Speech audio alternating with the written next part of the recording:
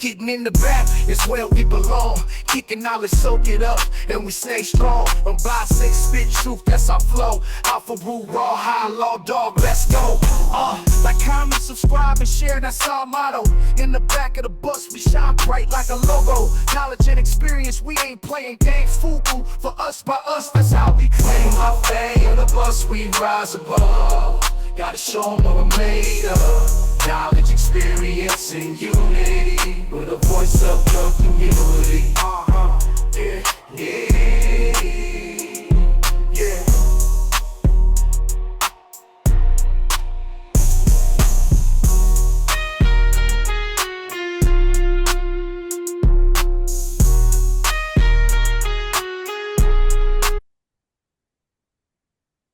Hey everybody, how you guys doing? This is Back of the Bus. We got a special pre-draft, combine special. We have a couple of different athletes we're gonna be talking to. We got your boy back, Mr. Donnie Davis, that had y'all talking a bunch of stuff about the last conversation regarding quarterbacks. I kind of wanted to ask him about some of the draft stuff that he went through. I could talk a little bit about mine. Mine was a little different than his.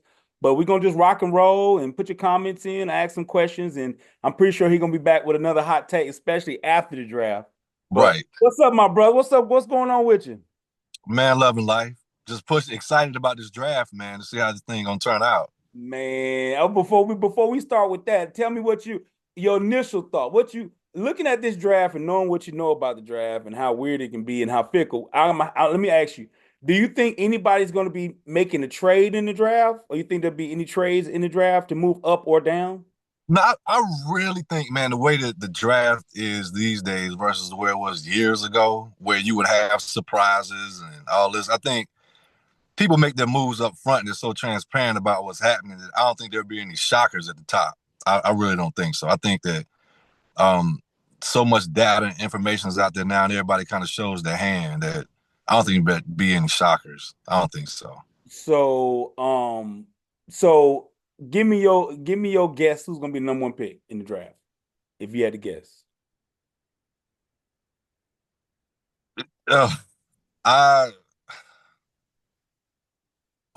It's tough, man, but I really don't know. I don't want to put my foot in my mouth. I can't. What's your gut? If you your gut when I asked that question, what was my gut would be Travis. My gut would be Travis because I think he has the ability to go in and play right now. Because he got two sides of the ball. They can look at him at both sides. Yes. But the problem is, this is where Travis is an enigma to me. When you draft someone number one, right, you're drafting them to be the number one.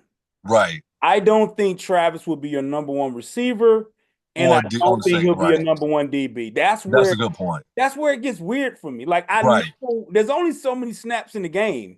Right. I'm going to pay you your prep every single week. You're going to go to those meetings every week. Right. Focusing on that. That's right.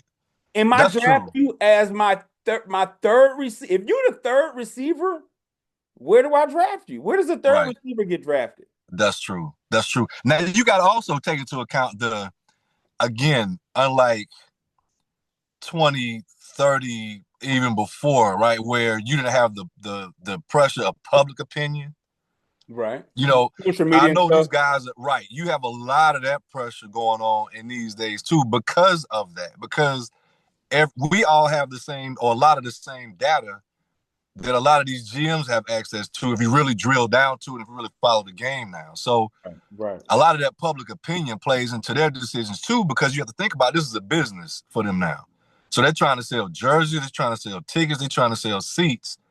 So there is this intersection of, this person may not be the best player, but they may be the most marketable. Now that's a fact. There ain't even though I know y'all drafting a little later, Travis in Atlanta will be great. Right. Oh my God. Travis in Atlanta. Right. But I don't think he's not going to last that long because I think he's the best football player in the draft. Right. I just don't know if he's the best specialist in the draft. I agree. I agree. NFL is built on specialists. Agree. Either Agree. a pass rusher, a nickelback, a slot receiver, a take it deep Z X receiver, you know what I'm saying? Everybody in the NFL are the best at what they do. That's right. The coaches to put you in those positions when we need you. Generally, to be honest with you, and this is where it gets tricky. Generalists in the NFL, like a player that's just kind of good in everything, but not great in anything, they don't make a lot of money. Right. And in some situations, they are expendable. You're right. Like if you're a good special team, okay, if you're a good special teams player, meaning you do your job, you stay out the way, you know, you don't mess up, but you don't really make a lot of plays. By your second year, they're looking for somebody to come in and take your job, because I'd rather he might not be a better linebacker than you. And I'm talking from my own experience. I was a great special teams player. I took people's jobs that were playing for Arkansas, playing for Michigan. Now, later on, I became better linebacker than them. I'm talking my own trash. But in the beginning, I'm from a small school. I played every position from DN to all the 3 linebacker positions. So I knew I was the better backer, but they didn't know that. Right. So when it came to special teams, I was first down there. I was making every tackle. I was causing fumbles.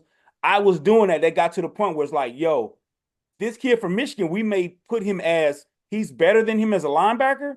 Right. This kid is great on special teams. That's right. We got to keep him. That's right. We got to keep him. So that's where it gets just a little tricky. Okay, well, let's keep it cooking. Before we start, let me hear a little bit about your story. Who was the number 1 pick your year? Who was it? Keyshawn Johnson. My bad. Yeah, Keyshawn Johnson. Yeah. So the first big receiver. Right. And that year, again, you're talking about the draft. So coming off the season of 95, so the draft of 96. Okay, 96. Oh, man. Okay, so you was getting drafted when I was getting into school. Okay, your draft was the first. Damn, yeah, I was getting into school. Okay, yeah, right. So you still from a quarterback perspective, which is what I can speak from. Right. Again, being a black quarterback at that time still wasn't the craze. It was more of a fad. It was more of a gimmick. It was more of a it didn't even look sustainable. It was still considered an experiment. Exactly. It was still an experiment. Because you only had Warren Moon was somebody they looked at as, okay, this is a quarterback. But he still was a traditional quarterback. He was a traditional quarterback. Right. You had Cordell Stewart, who got drafted the year before, who was at Pittsburgh. They was looking at him at everything. Right. Right. And then they were still kind of talking about Doug Williams, right? Yeah. I mean, we talk about sustainability. Right. And Randall was kind of, I don't know how he was ever taken. They liked him. He sold jerseys, but he wasn't really winning like that. He was different. He was something that they never had seen. They had never seen really from an NFL quarterback. Right. Of course, we saw it all the time, but on that level, that was something they felt like, okay, yeah, he can do it, but that's not something you can plug into every system and make it work. And so, when I was coming out, I can remember that year, and I'm gonna kind of go backwards here a little bit, but every quarterback that came to the combine from the ACC that was eligible for the draft, the combine, that kind of stuff, got drafted, but me. I remember. And there was only one quarterback out of those that when we went head to head that actually beat me, and that was Cannell, Danny Cannell from Florida State. Cannell from Florida State. He came right after. He was the first quarterback right after Cam Ward, right? After Charlie Ward. I said Cam Ward.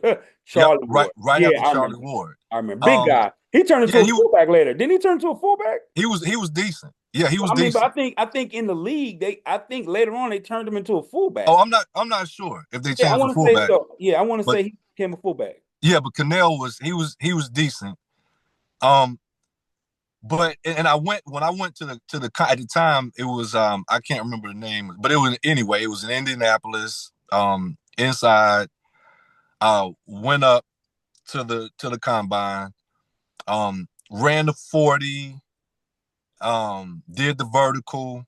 Mm-hmm. I ran 4.41 on the turf in Indianapolis Hey, as a quarterback that's at rolling. at that time, right? They And don't look so at that time. They ain't looking at you at no quarterback when you running 4.41. right, and then what happened was is that I ran the 40, I did the throwing drills, Okay. I did the vertical. After that, they said, "Hey, we want you to go back there and catch some punts." I was like, "Wait, what?" Like I hadn't even tried to catch a punt since 10th grade, and that didn't go well in I 10th got you. grade. I got you. So I'm thinking, "Wait, what?" And they And say, "Okay, it's hard also to catch punts. we want you to go over here and run a couple of routes and see what your footwork is like in the back pedal." What? Hold up, pause. Before you go further, let me tell the audience. So, catching a punt and catching a pass Oh, to our local high school is totally different when you're catching it in a dome. The ball and in it's twice as depth, high. Right? the depth perception, everything looks different. Like I remember, Everything. like in pregame, my first pregame, when you do your drills and then you work on catching passes, you do some little go routes with the quarterbacks just to get loose. Right. It felt like the ball was so high in the sky because the background it was so vast because you're in a You have a stadium. different frame of reference, right? It's totally different. Like when Yeah. you see the punters kick the ball in the stadium Right. compared to your local high school, the ball look like it's taking off into the sky. The ball is it's okay. So I just wanted to let the audience know that for someone that didn't work on that to Right. turn around and your first time doing it is at the combine in an indoor stadium. Right. Yo, From an NFL caliber punter, punter. That's right? man, that's That's what they do. You ain't talking about your defensive lineman that happens to also be your punter, right? right. Like, We hit line drives at you. right. This Right, is it right. was, and it's not as if coming into this, I was thinking that I would even be doing this, Right. right? Right. So that's kind of how, and I remember sitting down with the Jaguars. Okay. Because at the time they were still a fairly new franchise. Right. Kenny Baselli was their first pick. Yeah, their first pick. Yeah. Yeah. And so sitting down talking to them, and they were talking about kind of literally, hey, look, we kind of like where Pittsburgh is going with Cordell, and we really think that you could be the same thing here. And when I say mentally, I really felt I mean, it's funny because you really start to think, okay, I made it all this time. I played in the ACC at quarterback, against people that are in the league, that will be playing in the league, and been, pretty successful against these people. And was What a number makes you one think kid coming that to I high can't? school. And Right, number one kid coming to high school. Right. right. Like, so why now all of a sudden do you think I can't do it here? Like, and then looking at the guys that are already there and that will be there. Okay, these cats, man, like, I get it. Like, they're good, but I am too. Like, I'm making all the throws they're making. Right. When we sit down and you put me on the board, I'm doing all the stuff. I'm able to talk about the reads. What would I do here? Progressions. Why this? Why would you check out of this? Why would you check into this? And just the thing in the Wonderlic test, like all this stuff. Like, now all of a sudden, out of the blue, you gonna have me catching punts. And so, I was thinking, okay, this ain't gonna turn out well. Right. So, and kind of segue into that point. At some point, I had to say, okay, no, I'm not going to do these DB drills because I know it's not going to end well for me. Right. It's just another excuse on them telling you. That's right. Okay, as to why I can't. And so at some point, I had to say, my stock can only go down from here. It can't get any better. So I'm not going to do this. I'm not going to do this. Right. And so, but then you got to roll the dice for somebody like me. Like, okay, will that hurt me by me telling them no? Like, will it? But at some point, I say, you know what? I'm not doing this, man. Like, that's okay. Right. If that's what's going to take me to do this, I'm not doing this. So that whole slash stuff, it almost took the black quarterback. Luckily, Michael Vick came. Right. I remember you said Cordell Stewart almost messed up the whole. He messed it up because we'd have been stuck. He was so willing to be called slash, right? To be used in every facet except quarterback. So it made them think, why can't you sing and dance like that guy? That's right. That's exactly what it was. I got you. Because then I think right after him, guess what Pittsburgh Steelers went? If people know the Pittsburgh Steelers background, they had another guy that came right after him. Randall L. He was a quarterback that they called slash 2.0. People ended up being mainly a receiver opposite, or he was a slot with Hines Ward and all that stuff. Punt returner. He was a quarterback in college at I want to say Indiana. They turned him into a wide receiver. Now he looked like a wide receiver because he was about 5'10". He wasn't the biggest dude in the world. He was quick though, very fast. But they liked that whole Antwaan Randle El. Yeah, my bad. Yeah. Antwaan Randle El. So okay, let's. So what I wanted to do was dive into the whole combine for the quarterbacks, because there's one part of the quarterbacks is the interviews that linebackers and us they may talk to us about stuff, but for us it's pretty much get to the ball, cover 2, cover 3, man to man. Get to the ball. Right. So what were those? What was the chalkboard talk like? So you're in a room? It's just you. Right. All the teams looking at you and asking you questions, or is it film? What are they looking? Are you on the whiteboard, or are you looking at film, or what are you doing? It really depended upon the team, because what will happen is certain teams will pull you to have you come and talk to them, right? So it wasn't necessarily everybody. It was just the teams that were interested. And I'll be honest, you can ask different quarterbacks and their experience will be different, because I feel like some quarterbacks, they already kind of have an idea, or they already like them, and they don't want to see something that they don't like. Ooh. So almost the opposite. Like, they're not going to push this kid too far, because then all eyes will be on, okay, why are you drafting him? And this guy don't even know what a cover 2 is. Wow. Type thing. So their conversation is different. With me, I really felt like they were, it was right. I really felt like, because I talked to a guy from Maryland at the time, Scott Milanovich or something like that. He was the quarterback in Maryland that came out of Maryland that year. Okay. His interviews weren't like mine. His were not like mine. His were more, they asked him a couple of questions, but it was more kind of buddy, chummy type thing. Right. Like, kind of, what are you looking for in the team, and what type system do you think you would fit best in that? Okay. Mine was really, dude, like, we're trying to push you to see what you don't know. That's how I felt. They call those, he got pageant questions. Like, what do you like? Tell us some goals you have in the future. She said, I want to solve world hunger, something like that. Right, exactly. Yeah, I got you. Mine was like, hey, okay. Yeah, it was literally, okay, you doing this or doing this? Okay, what do you think about this? You got 10 seconds to make a decision. What is that? So give me an example. Give me an example of one that you can remember. Like, give me either one formation, one defense that you kind of remember them asking you, and whatever your answer was. That you might not remember, but you might remember something that they asked. Okay, Tampa 2. Remember Tampa 2? Tampa 2, yeah. It was becoming, Tampa was just starting to run it a lot around that time. Correct, bingo. So it was still somewhat of a. Derrick Brooks just left Florida State maybe a year or two before. He came out the year before me. Yeah, and I think Tampa 2 became real popular because they had that bingo. Right. Bingo. And specifically, it was because of Derrick Brooks, because of me playing against him at Florida State. Okay. And so they asked me, one of the questions they asked me was, okay, excuse me, because the Tampa 2 they were kind of still messing with it, kind of. Yeah. Right.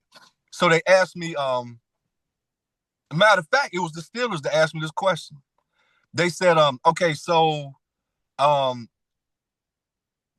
go through a week of practice and we're basically just going through what Tampa has done the previous couple of games. Okay. You come up to the ball and they drew it up on the board, the Tampa 2. They drew it up. Okay. Okay.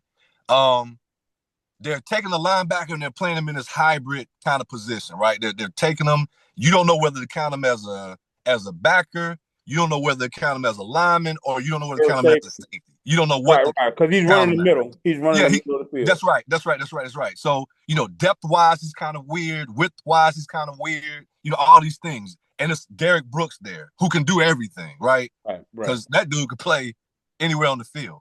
Right. You got 10 seconds on the clock. Because at the time they didn't have the things in your headset. Right. We have trips to this side. You got single back, whatever they set the thing. Okay, now tell me what route would you check to in this? What? Like it was so. It's almost like when someone asks you a question and you need more information. Like it's hard to answer the question without some supporting documentation here. Correct. Like I kind of need to know what hash are we on, what's the down and distance, what's the situation. Like, am I just getting myself out of a bad play into a good one, or am I already in a good play? Like I don't know any of this. So a lot of this stuff was like that. It wasn't something that was really I could give an answer to intelligently because I didn't have enough supporting information. I got you. And it wasn't like to your point, watching film and you had something in real motion and say, okay, this is what you're in. This is the defense. Let's push play. This is how things are starting. Okay, where do you think this thing's gonna end? Or what would you do? Right. I had a bunch of that, and I literally walked away thinking, okay, either the NFL is really loose around the ends, right, or they're really not trying to figure out what I know, because they aren't really putting stuff in front of me in which I can prove to them that I know stuff.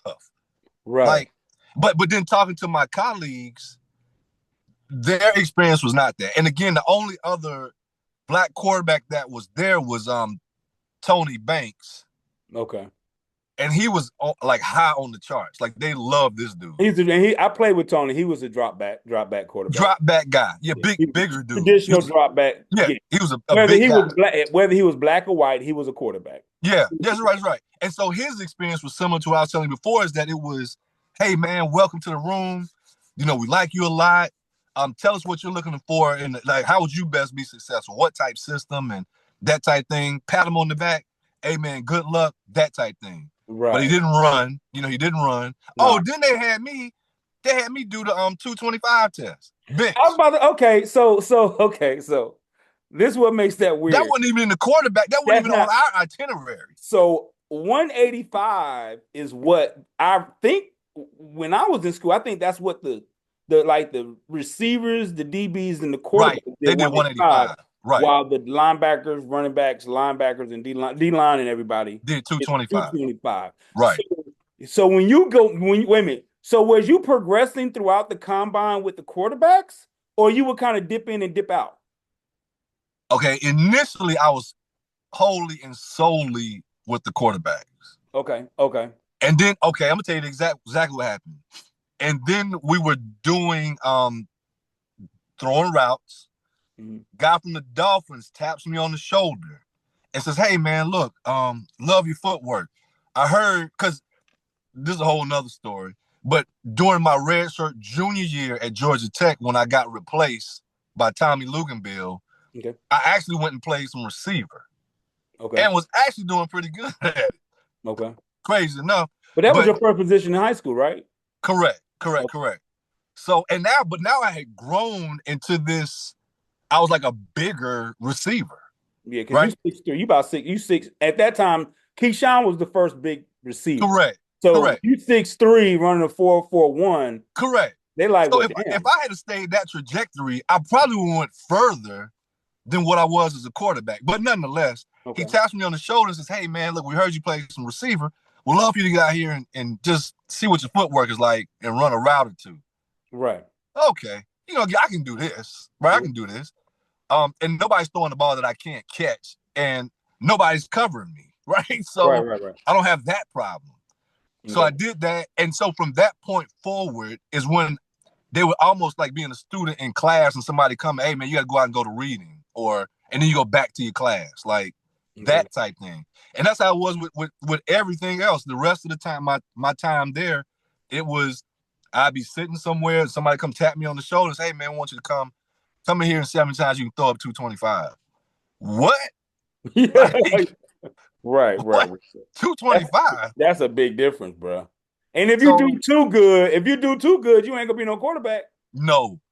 If you doing it 15 times and right. 4-4-1 and 40-inch vertical, they like, I don't care what you talking about.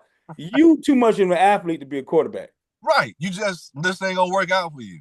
So, but to your point though, I didn't have the name and the brand because I was just okay in these other spaces. Right. Like I was okay. Like I would say for the circumstances, I was doing pretty good. Right. But still, I wouldn't pick me as a receiver. I wouldn't pick me as a defensive back or a special teamer. Like all these other dudes, this is what they do. That's what they do, yeah. Like, and not to say after 6 months I couldn't be on their level, but at that point in time, this is what they do. Yeah, to waste a draft pick on that. Right, yeah. Come on, man. For a no-name guy, to go back to the marketing part, okay, wait, you drafted this dude to do, who is he? Like, so he ain't gonna sell no seats, no jerseys, no nothing. And you wasted a draft pick on the guy that hadn't done this, like, ever. Right. So, nah. But yeah, it was crazy, man. So let's get to the QB stuff. So you run your 40, obviously, you hit that 4.41, right? Or whatever. Everybody's looking like, whoa, that's a good time. Right. So they're looking at the clocks like, that's a good time. Right. Let's get to the throwing part. So you're throwing to wide receivers or randoms when you guys are throwing the passing tree. And how many throws you guys get? Right. It was wide receivers. Okay. But you weren't necessarily matched up with any particular person. Okay. Right. So it was whichever receiver came up next. So you don't know how fast he is, how slow he is, no. how the movements here. You don't know nothing. Yeah. He could be giving you an extra fake. You throw the ball and he cutting out somewhere else. You know what I mean? Like, you don't know. But or they you throwing it deep. Tell, you think he's gonna catch it. You think he's gonna catch it, and you like, damn, you ain't got another gear to catch that ball. Right. I got you. Right. And to your point, it's a great thing because you, like, looking back on it, what I would if I was counseling a kid going to the draft as a quarterback, you know what, dude? You throwing on air. If they catch it, they catch it. But you need to show that you have good footwork, you have good arm strength, that you can put the ball out there. I don't care if you overthrow the guy. I don't care if you throw it so hard he can't catch it. I don't care if you back there and you get back there, 2 seconds before he's ready to come out of his break. You focus on you. Don't worry about because what I was doing was, to that very point, is I was trying to complete passes. Then they want to, because when you throw that bomb, if that guy gets overthrown, all they gonna say is, I got Randy Moss running that route, and Randy Moss will caught that. That's right. Because I didn't think about the fact that this isn't about right now. Right. This is about what can Donnie do. It's not about him connecting with a receiver from FAM, or a receiver from Texas right now. Like, it's about, can he do what we need to do with the guys that we have on our team? Right. And so I didn't do, so I was really focused on timing myself up to complete the pass, and nobody came to me to say, hey man, look, can you got a little more arm strength? And not that I was peppering it out there, I was getting it there, right. But they pat you on, hey, good job, man, good completion, great.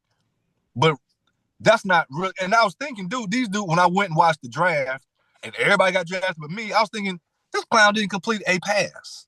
Like, but he probably was zipping that. He was putting it out. He was overthrowing people right and left. And right. Cats couldn't catch the slant because he was throwing it hot. And I'm like, dude, I've always been taught, you got to throw that slant so they can catch it. That's the purpose. Not trying to drill them. This ain't the time. But in fact, that's the time to show your arm off at the combine. like drill them. Okay, so when you're there and you got, I don't know how many quarterbacks you got, but let's just say 20 quarterbacks. Mm-hmm. So I'm asking you this question because there's been a couple of quarterbacks, and it's nothing new. It's nothing new, and we'll Right. talk about it. There's been some quarterbacks for this particular draft that have said they're not going to compete at the combine. They're going to do a pro day. We'll Right. talk about that. But my question to you is, if you are an evaluator of talent, Right. and you see these guys standing next to each other, Right. whether it's their footwork, whether it's their arm strength, can you absolutely tell the difference when they're there next to each other compared to Unequivocally. going from pro day to pro day? It looks totally Yes. two different pro days. Unequivocally. So tell me about that. So when you're standing there, because you're in the thick of it, you're Right. competing against them, and you're Right. looking at them. You're like, damn. Was there anybody? Was there anybody that impressed you? Was you like, damn, he got an arm? Yeah, Tony Banks. Like Tony Banks. Yeah, because watching him on TV, watching him on film, I was like, oh, he's okay. I don't know what the hype is about. I think he went third round that draft or something. I want to say. Yeah, but the way the ball came off of his hand, bruh, was like, that's something that you can only see and get an appreciation for, not only in person, but when you see the next guy come up or the guy before him. And it's like, okay, I see, because he wasn't the fastest dude by any means. Right. He didn't have the best technique. But when that ball came out of his hand, it was like, okay, I'm about to throw my shoulder out to try to keep up with this guy. Like, I give it all I got. Hey. But it looked so effortless for him. And so if you watched him on his prescribed pro day and then went down the street to Michigan to watch that quarterback on their pro day, it's just the you wouldn't really get the feel for, because you can't see it right in real time. Right, you can't see the receivers like ouch. Like, you don't see that reaction that you do when you seeing and he just, that receiver just sucking up everybody else's balls. But when this dude come up, it's like, I mean, you go in front of me. Like, I don't want to catch this pass type thing. So check this out. I got a story to tell. So when people don't understand, oh man, I wish people can just have some virtual experience on just how good people are in the pros. So my first time experiencing that, it wasn't even college. It was in high school. So there's a tournament in Los Angeles called the LA Watts. It's like every school in Southern California comes to compete in the LA Watts passing league, right? Okay. So we playing against the Carsons, we playing against the Dorseys, we playing against the Athletic Brothers, but in the passing tournament, they all right. Right. Then we played against this team called Hart. So when you were coming out, the guy you was competing with came from Newbury Park.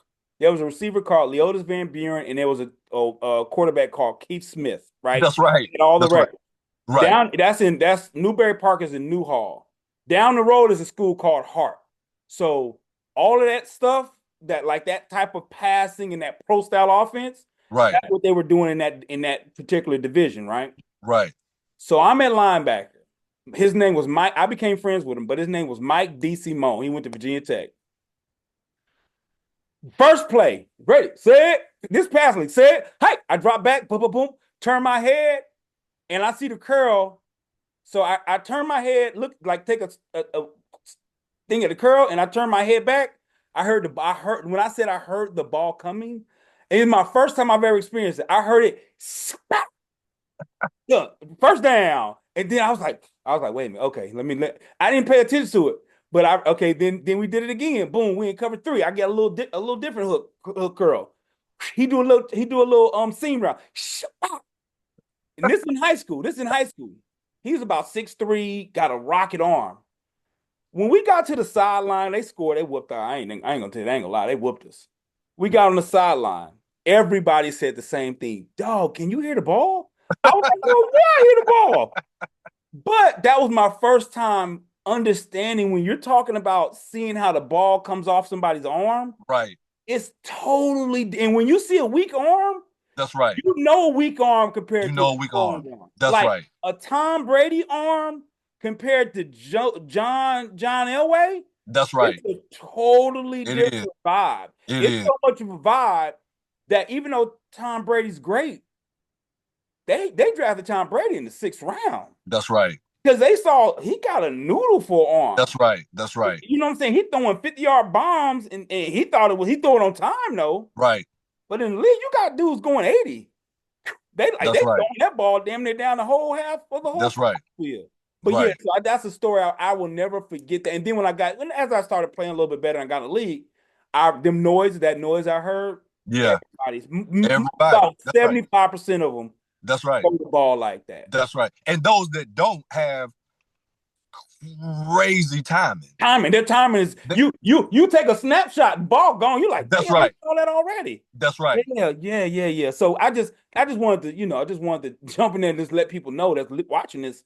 Like, you guys don't know how good. Like, if you go to a baseball game, you don't know how good those pitchers are until you see it first. You don't know how big NBA players are until you close to the court. You don't realize that they're huge. That's right. But everybody being 6'8", 6'9", you don't think they're that big, man. You stand next to one of them and see how big. That's right. That's right. Okay, so let's get back to your stuff. So you do the throwing. You said Tony. Was there some trash there? Was there some trash there, my brother? Was it? You ain't got to tell me the name, but was it somebody was like, damn? It was. It was. It actually, man, it was a lot of system guys there, to be honest.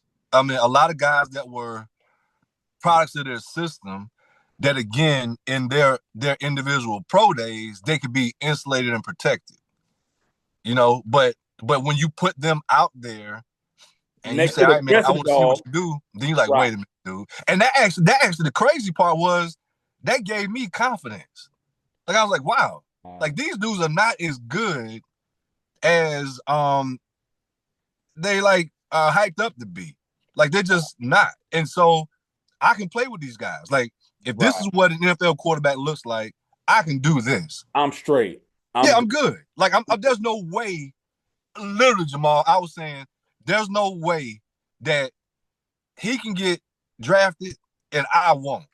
Right. Like, you said you played in a good conference. You won games. You got the stats. You were one of the top quarterbacks coming out. You ran the 4.41. You jumping, doing all this other stuff, but they weren't ready for that. We already recognized that. That's okay. Not ready. That was a place and time. But that's okay. Right. But yeah, it was. I think that is good. But I do think that if I were a high ranking quarterback, I wouldn't take my chances and go to the like for what? Like, I'm glad you talked. So tell us, tell them those guys that are pretty much projected top 10. You said why? All you're gonna do, there's nothing, you're not gonna get any better. Nope. But okay, I have a question for you. Can somebody that's like top 30 go to the combine and show out so much that they like, whoa, wait a minute? I think so. We're gonna push him. We might push him even up to where them guys are. Yes, and to your point, I think that's the perfect spot for those people, because now, you take away the outliers. Your top 1 or 2. Right. Now we're competing head to head, and that's why I can really with the fringe. You compete with the fringe, and you look like this monster. That's right. Right. That's right. I think that is perfect for those individuals that people might have had a question about, or am I going to take them in the 3rd round or the 5th round? Like, or they just don't have the hype yet. They good. They don't have the hype. They just didn't get the hype in that. That's right. That's every year. There's always a quarterback that just starts creeping the ladder. That's right. And you like, what? I ain't heard his name all year. That's right. But they start giving reasons why to draft him instead of reasons why not to draft. That's right. That's right. Okay, let's move forward. So you said if you a top guy, there's no reason to do the combine. You do the meetings, you interview, and you do kiss baby, shake hands. Okay. Now tell us, pro day, what's different between the pro day and the combine, and what do you have to do on your pro day? Yeah, so the pro day, your school pro day, or I know in Atlanta what they would do is, a lot of times, because we have so many schools in the area, some of the guys would have, say you're going to have your pro day at Georgia Tech, but then you would have guys from Morris Brown there, from Clark, they may even come over from Clemson or Georgia. Right. Those guys that weren't the top guys. Right. But those pro days were more, I remember the couple that I had was really to highlight what I already did well. Like it wasn't a general kind of thing. It was, all right, man, we know you throw the slant well. We know you throw the comeback well, or we know this, and we know that Cedric is your favorite receiver. Right. So Cedric and 2 or 3 other guys will be out there running routes for me. For you, yeah, that's your for group. me. Right. And I'm out there throwing routes that I knew like days before. We go out there, we do routes in a certain order that I wanted to do, that I was comfortable doing them in. Right. And after I was done. Period. Like, that's it. So you have to evaluate me based off of what I give you. And now they may come and say, hey, man, we want to, whisper, we want to see you throw this route or but those would be like one-off things. Like, they want to see you throw on the move. Can you roll out to the right and roll out to the left? Right. But again, like sort of like school, like you kind of want to give them enough such that they won't ask. So if I know that may be something they want to see, I may mix that in on my own, like beforehand. Not a lot of it, but if I know they might want to see some movement, I would, before they even get a chance to ask me, I would put something in my little repertoire to show a little movement that best highlighted me, right? Like, I'm not going to have you jam me up and say, hey, man, we want to see you reverse out and then throw that thing back across the field. Like, no, you ain't doing that. I'm going to give you a little something so you can kind of see that I can move in my comfort level. I got you. So it would be something. And then, too, if you had good agents, the agents would communicate with them and say, hey, look, all right, this is what we talking about doing on this pro day. Is this okay for you? And then they would say, oh, no, we want to see him do this and this. Okay, got it. Let me go back to him. Yeah, and Donnie, are you comfortable doing this? Yeah, I can work on that. Let me get a couple of days to work on that. Okay, great. They go back and talk to. So it's all, especially nowadays, it's more of a show than anything. Like these guys go, they throw, and then they walk off the field. Like drop the mic. And that's what I wanted to portray to the people that's watching this, is it's more than just everybody that go to their pro, they just start throwing the ball. It's not like that. It's almost like producing the soundtrack. You gotta make sure it's enough for it to be a good track, but not so much that, just like you said, they want to ask or see more. You gotta give them enough they don't ask questions, but you can't give them too much where now you out there for an extra hour because you showed them something that you really don't feel comfortable with. But you thought you had to show them everything you can do. That's right. You just kind of stay in your lane, like, and just really again that's the difference and that's why a lot of guys kind of don't go the combine route and they do the pro day. I got because they know that you can control your pro day, like you can control it. Like, did you run the 40 again? Did you run the 40 again, or you felt like I'm good? No, I ran it there. I ran 4.40 at Tech. Okay. That's interesting. I've always wondered why run it again. Because I felt like that was one of my assets. Being a quarterback. I'm gonna keep doing. I might go 4.3 on them. Yeah, let me run it. It's like throwing like Jamarcus. They said Jamarcus Russell has such a strong arm. I remember they said they ain't seen nobody throw that many go routes. He just kept throwing them. He just kept showcasing that arm. Right. He got pick number 1. That's right. He could throw that. He could throw that go route. Sit on his knees and throw it through the goal pole. Lay on his back and throw it 70 yards. He's like, I'm gonna show it to you. Right. I'm gonna have me a little parachute. I'm gonna throw out my back, make it real fast. When it's time to stop. I'm gonna throw it underhand 80 yards. You like, what is this? Right. Yeah. Nothing but deep balls. That's all I'm gonna do. Nothing but deep balls. Go get it. Go get it. Yeah. Okay. So that's cool. So I didn't realize that. I thought, and this is crazy because I did not know that all of the teams didn't sit around while you answered questions. They just tap you as the combine is going out to say, we were like, oh, your agent might say, hey, the Cardinals want you to bingo at 11:30. They want to interview you and talk about bingo. Now, how much do they ask you about? I'm curious. How much do they ask you about pass protection? Like how do you, like the counting of the numbers on how do you protect yourself from blitzing? Do they break it all the way down like that, or you say some people got different experiences? Once again, some did. Yeah, some broke it down. Some didn't. Some stayed real high level. Okay. So when the quarterback, so we got the quarterback combine coming up. I think they do their on the field workouts. Not today. Today, I think is receivers or DB, something like that. Then I think the quarterbacks do theirs tomorrow. When we're watching on NFL Network, what should we be looking for so we know that he's doing well? Because everybody's going to complete the ball for the most part. That's right. What can we watch when we watch it on Rawhide? That's how we're gonna watch it. Rawhide's Discord. What should we be discussing when we're looking at these quarterbacks to identify, like, okay, he's standing out amongst the rest? If you want to get real technical, I would have a stopwatch in my hand because that's what they're doing behind you. Like these coaches have stopwatches in their hand.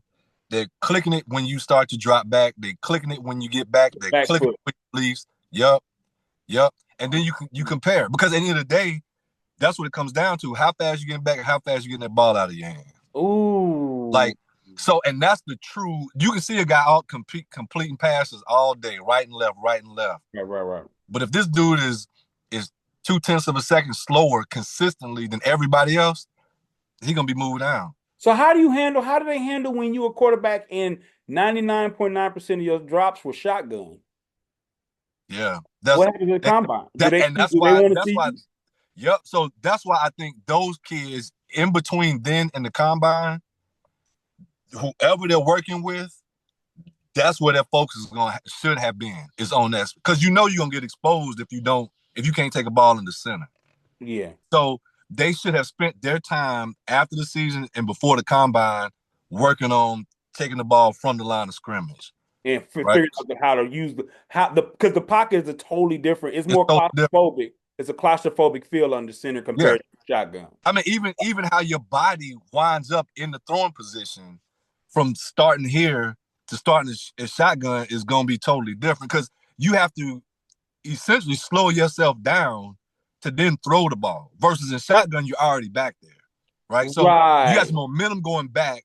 So in your mind, you're dropping back as you're reading the field, right? And you're feeling the protection. It's so many different things that's happening in that drop back versus I'm already back here.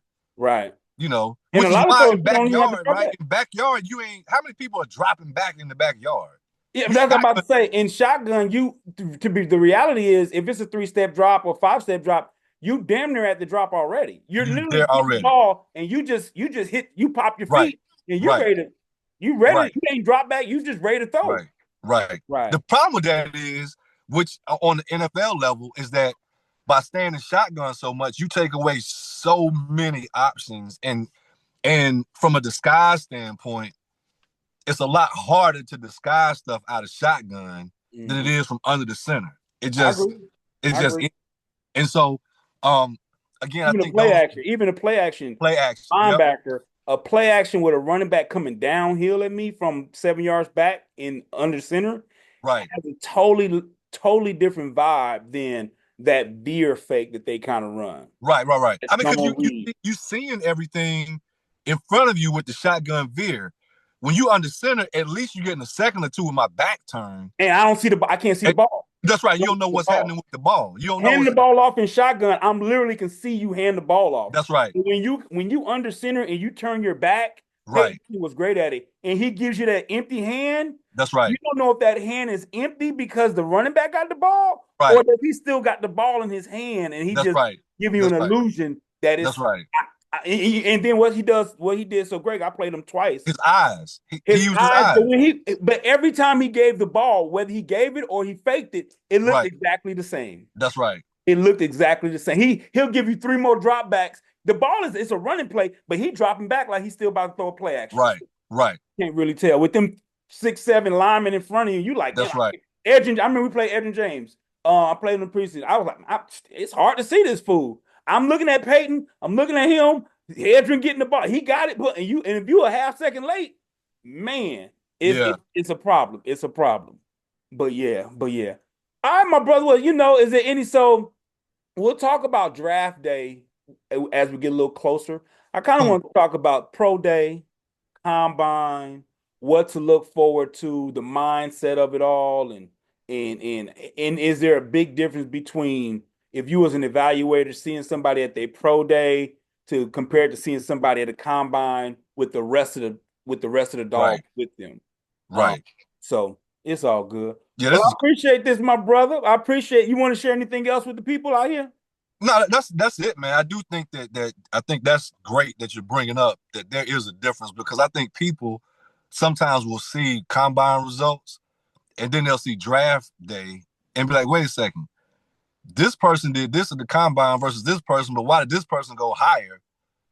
Well, because they did that thing in their pro day, right? And things weren't necessarily set up to show this, whatever. But it's so much going on behind the scenes with the whole politics of this thing that it's not just draft day, right? I really think again, draft day is set up for those people that are kind of, on the line, right?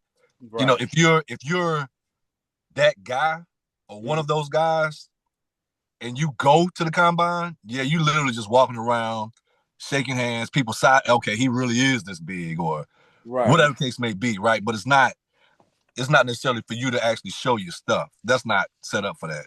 But on your pro day, you better kill it. Yeah, you better kill him. It's like a rapper. I done gave you the rap. You better rap it. When it's time to rap it, you need to know that. You need to know it. Yeah, because they had that thing on your pro day. We're gonna start at 10:05 and we finish at 10:55. Period. And this is the progression. This is the passing tree. This is what. Now, that's right. Quick at the combine, did you guys throw every route in the passing tree and left and right? Yeah. Okay, so the quarterbacks are out there for a pretty long time because they got to get through that pass. Do you get one throw per route? They had you one throwing to the right, one throwing to the left, like that kind of thing. So you had two going for the most part at the same time. And then they flip that group. They flip. Yeah. So I'm saying if you ran a dig, let's say you ran like a post corner, do you only get one shot at the post corner? Yes, one shot, unless they say, "Hey, we want to see you throw that again." Okay. Right, like something like that. But for the most part, it's just one throw, because again, most of that stuff is it's really not so much of whether the ball is complete or not. Right. It's about your timing and what they see to be that arm strength. Like they got you on the clock for everything, man. Right. And if you sitting back there holding that ball, they like, the ball got to be gone. Right. It got to be out of here. Like, I don't care if you did complete it. That thing, it took you too long. Right. Well, all right, my brother. Hey, back at the bus, we're going to have some more gyms as we get a little closer, inviting some more people. Got some surprises coming up. I appreciate you, Donnie. I appreciate thanks. Time with me doing this. Hey, let's roll out. Let's do it. First back of the bus, keeping it real, dropping knowledge, spitting the real deal. Alpha Rule on the mic, taking control. With every flow, I'm reaching new heights, yo. Raw high, slicing through the lies and deceit, exposing the truth, bringing heat to the beat. Law dog on the streets, protecting what's right, fighting for justice day and night. Yeah, knowledge and bodies takes, like, comment, subscribe, and share. Cyberspace Chronicles, taking you there. Together we ride, leaving no stone unturned. Spreading the truth, it's time to learn.